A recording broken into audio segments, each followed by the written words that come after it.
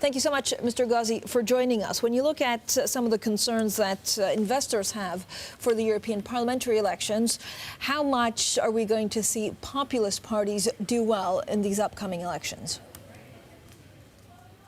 Well, I think the populists will grow, but I think that the populists will also remain a minority.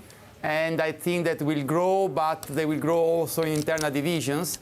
So I think that the matter is not the score of the populists, which could be a good score, but that score would leave them in any case in the minority. The issue is how much the pro-European parties will be willing to get out of the status quo and will be willing really to engage for the European reform. But Mr. Gozi, why is it so difficult to actually get a handle on the populist parties? Do people not trust the more established parties? Do they not trust globalization anymore? In my view, for two reasons. The first, that so far Europe has remained in the status quo. And some European leaders have worked to remain in the status quo. The shyness, the reluctance, for example, which we have seen so far, to fully embrace the reform agenda proposed by Emmanuel Macron, I think this is a serious mistake. I think, for example, Germany is making a serious mistake, and I think that the best way to attack the populists, the best way to win the battle against the populists, is to get out of the status quo.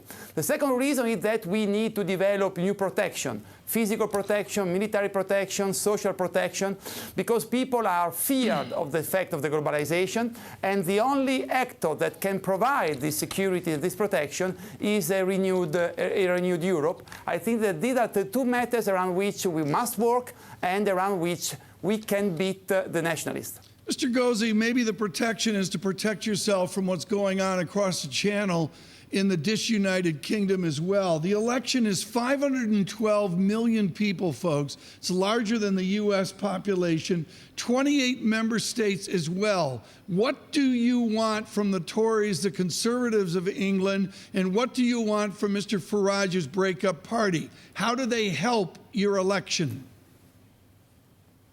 Do you want me to tell you what I want? I want Theresa May and Jeremy Corbyn to find an agreement. I want UK to be clear. I want UK to avoid this grotesque participation to the European Parliament election. I think that the agreement reached at the recent European summit could have been worse. It is not that bad thanks to Emmanuel Macron.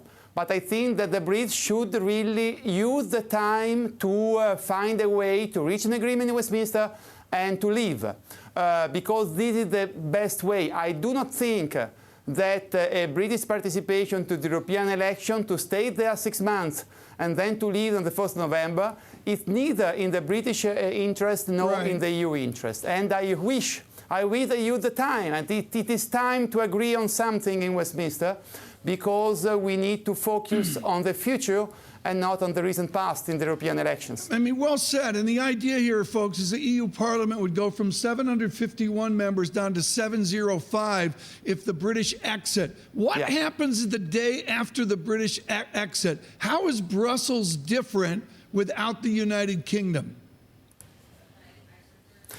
Well, I mean, I think that doesn't depend on the United Kingdom. That depends on us.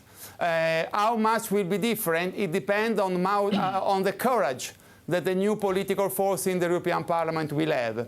It could look like yesterday. It could look like European Union shying on everything. It could look like a European Union passive on everything, as it has been in the recent years.